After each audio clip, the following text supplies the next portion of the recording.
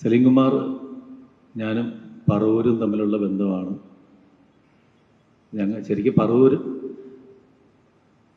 എന്ന് പറയുന്ന സ്ഥലത്ത് പണ്ട് ഗാനമേളയ്ക്ക് ഇവിടുത്തെ കൂനമാവ് സാക്സ് ഓർക്കസ്ട്ര, പിന്നെ ഇവിടുത്തെ തന്നെ സിംഗേഴ്സ് ഓർക്കസ്ട്ര എന്ന് പറഞ്ഞെങ്കിൽ 2 ഓർക്കസ്ട്രയുടെ കൂടെ ഞാനൊരു 5ാം ക്ലാസ് മുതൽ എൻ്റെ ഒരു കോളേജ് സമയം വരെയുള്ള ആ പ്രായത്തിൽ ഏകദേശം 10 വയസ്സ് തൊട്ട് 10, 17, 18 വയസ്സ് വരെയുള്ള പ്രായത്തിൽ ഏറ്റവും കൂടുതൽ ഗാനമേള വേദികൾ പങ്കിട്ടിട്ടുള്ള സ്ഥലം പറവൂരാണ്.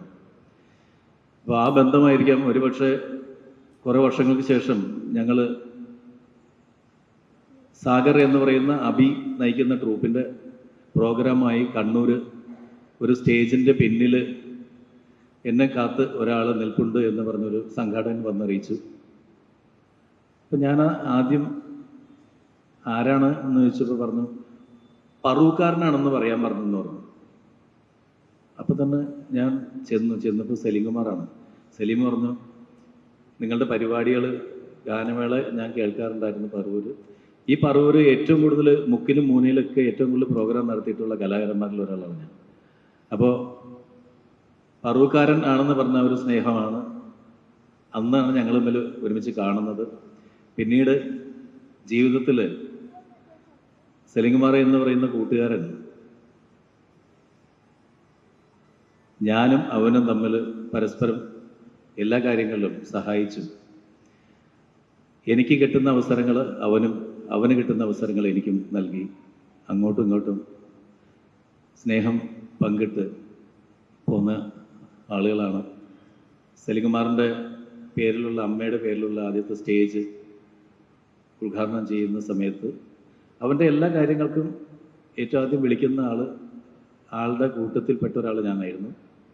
എന്ത് കാര്യം, നല്ല കാര്യങ്ങൾ നടന്നാലും. ഇഷ്ടമാണ് 100 വട്ടം എന്ന് പറയുന്ന സിനിമ, ആ സിനിമയിൽ ഞാൻ അഭിനയിക്കുമ്പോൾ ഞാൻ അതിൻ്റെ സംവിധായകൻ സിദ്ദിഖ് ഷമീർ, അദ്ദേഹം ഈ കൊടുങ്ങല്ലൂരുകാരനാണ്. അദ്ദേഹത്തിൻ്റെ അടുത്ത് ഞാനിങ്ങനെ പറയുമായിരുന്നു, എൻ്റെ കൂട്ടുകാരനുണ്ട് സലീം കുമാർ, അദ്ദേഹത്തിന് ഒരു വേഷം കൊടുക്കണമെന്ന് പറഞ്ഞു. അങ്ങനെയാണ് ഒരു കലാകാരൻ വരാതിരുന്ന സമയത്ത് സലീം കുമാർ ആ സിനിമയിൽ അഭിനയിക്കുന്നത്. ആ സിനിമയിൽ അഭിനയിച്ച് 3 ദിവസം കഴിഞ്ഞപ്പോൾ സലീമിൻ്റെ കല്യാണത്തിൻ്റെ 3 ദിവസം മുമ്പാണ് ഈ സിനിമയിൽ അഭിനയിക്കുന്നത്. അങ്ങനെ സലീം സിനിമയിൽ അഭിനയിച്ചു. അന്നൊന്നും ഒരിക്കലും വിചാരിച്ചിട്ടില്ല ദേശീയ അവാർഡ് കരസ്ഥമാക്കുന്ന തരത്തിലുള്ളൊരു നടനാകും. ദേശീയ അവാർഡ് കിട്ടിയപ്പോൾ, അല്ലെങ്കിൽ സലീം കുമാറുമായിട്ട് ബന്ധപ്പെട്ട പല കാര്യങ്ങൾക്കും വീണ്ടും ഈ പറവൂരുള്ള പല വേദികളിലും ടൗൺ ഹാളിൽ സലീം കുമാറിന് സ്വീകരണം നൽകിയപ്പോൾ വരാൻ പറ്റി. ഇങ്ങനെ ഒരു അനുസ്മരണ സമ്മേളനത്തിന് വരേണ്ടി വരും എന്നൊരിക്കലും വിചാരിച്ചിരുന്നില്ല. ഇങ്ങനെ ഒരു അനുസ്മരണ സമ്മേളനത്തിന് ജീവിതത്തിൽ പ്രതീക്ഷിക്കാത്ത ഒന്നായിരുന്നു.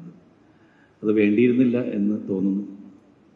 പക്ഷേ അവന് വേണ്ടിയിട്ട് ഈ ഒരു അവസരത്തിലും കൂടി പറവൂർക്കാർ മുമ്പിൽ എനിക്ക് ഫേസ് ചെയ്യണം, അനുസ്മരണ സമ്മേളനത്തിൽ പങ്കെടുക്കണം എന്ന് തോന്നി. അതുകൊണ്ട് വന്നു. എൻ്റെ പ്രിയപ്പെട്ട സഹോദരന് അദ്ദേഹത്തിൻ്റെ ആത്മാവിനെ നിത്യശാന്തി നേരുന്നു.